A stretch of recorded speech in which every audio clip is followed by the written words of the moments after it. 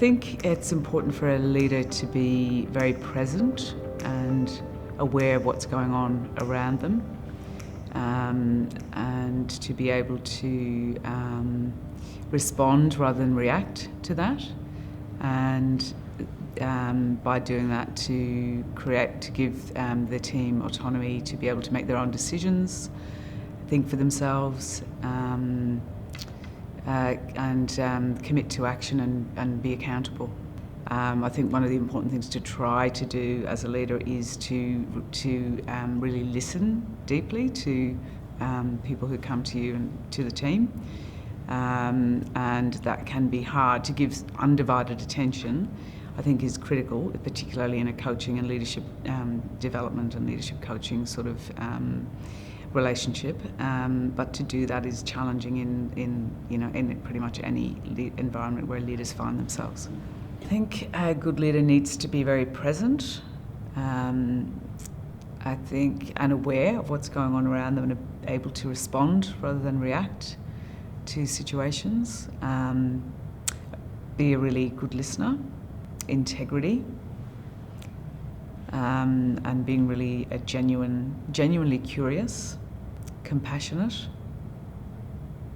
and courageous. Those 3 C's. What springs to mind is a kind of almost don't panic, don't react, even when there's a strong invitation to react and make quick decisions. Sometimes you need to do that, but generally I find that it's better to try to slow things down and create some space to properly consider what it is you need to do, and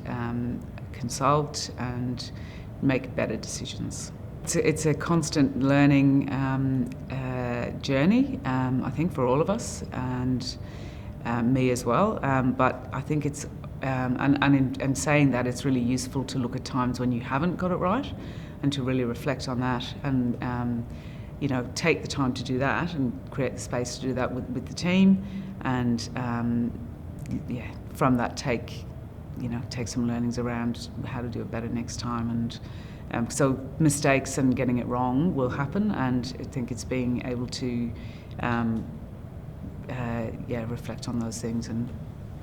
learn and to do it better next time, because we will always make mistakes. I learn a lot from the people who I have relationships with, and who and that would be everyone from board members to my team, my leadership team, to the staff on the ground, to clients, community members, to other stakeholders like other community organisations and leaders in those organisations, government, corporate partners, just really having honest, authentic conversations with those people, and asking them, like, if I'm confronted with a challenge and I'm not really sure what the answer is, and it's complex, because often, they are complex challenges, I will try to think about who I know in my network or who's really good at that, and maybe hit them up for a coffee and just really pick their brain and ask what ideas they have, because the more we share our experience and knowledge and learnings across the sector and across all of our sectors, I think the better our collective impact can be, and the better leaders we can all become, and really that's hopefully what we're all about.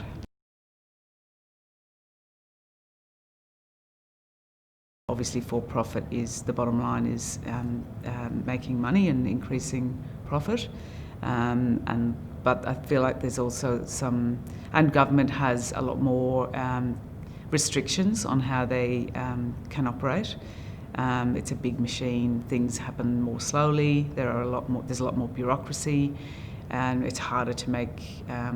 agile decisions and have and switch and change things quickly. But the principles around leadership, some of those things that I mentioned before, I think are very similar. One of the things I didn't mention previously when I was talking about qualities of good leaders is to not forget to express gratitude and appreciation. And I think the faster paced the world becomes, the more likely it is that we are too busy to stop and express our appreciation for a job well done to somebody. And in doing that, I think it's really important to give, when giving positive feedback, to give really specific feedback and really meaningful specific feedback to somebody, so that they can actually really understand what it was that they did that created that effect that was really important for the organisation or the business. And equally to give corrective feedback in a really timely manner, and to be able to do that in a way that maintains a good relationship. And that's a real skill to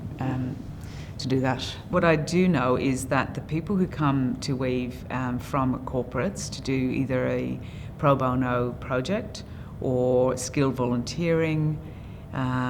or volunteering at events, for example, the feedback that we get is that they get a lot out of that engagement with our work,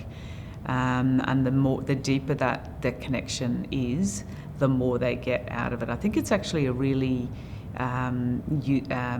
useful engagement practice for corporates to offer their teams and their staff opportunities to do that sort of work, to do pro bono work, to do skilled volunteering with not-for-profits, because from what I've seen, the people who come to us from corporates are more engaged back at their corporate workplace because of those opportunities, and they get energized, and I think it really fills their cup. And I think corporates who are not offering those opportunities to give back to the not-for-profit sector to their employees will, I think they're doing an injustice to their staff, and I think it's going to impact. I think it probably impacts their business. Actually, some of the most significant moments that I've had are probably ones where I have had to accept that I've made a mistake and show some humility around that, and apologise, but as well as that, ask for advice and guidance on how to do it better or differently next time. So that's one. There's a few of those. When I wasn't even really in a leadership role, but I think that you can be a leader and not be in a leadership role, and you can have leadership qualities and behave in a way that shows leadership without actually having the structural title of leader. To have a high-performing team, I think you need to have the right people in that team, first of all. So recruiting the right people is key, particularly for an organisation like Weave. And recruiting people with the right values is more important than recruiting people with absolutely 100% all of the right skills that you need, because skills can be learned, but values and can't really be learned. So I think recruiting people who kind of get it and who are really passionate about your mission and vision of your business or your organisation is vital. So assuming that you now have a team of people who have shared values and who are really on board behind the vision of the organisation, then I think in order to nurture a high-performing team, creating space again for that team to connect and to reflect and create together, and really giving space and facilitating people being able to bring their own personal passions into the team and integrating those skills and passions into the work keeps people really engaged, and allows them to feel valued for not just what they bring to work, but for the whole of who they are. And when you've put all of those ingredients in, and give people, support and space to create together. I think that is a really good combination. Trust, both ways. So trust amongst the team members, knowing that people have your back, but also knowing that, you have other people's back. So they need to feel supported, and they need to feel they can trust the organisation, but the organisation needs to be able to trust the people. As a leader, you cannot be an expert in all of the aspects of the business, but you do need to make sure that your business has those people employed, available to you, so that you can actually operate your organisation and get the best results. I also feel like, and I hope it's true, there is more of a focus on wellbeing in workplaces, the acknowledgement and understanding that we all bring, we've all got history, we've all got issues that impact us, and to be, kind and compassionate, and to set up workplaces to be able to facilitate supporting people who might be struggling with their mental health for a whole range of reasons, and trying to maintain a healthy,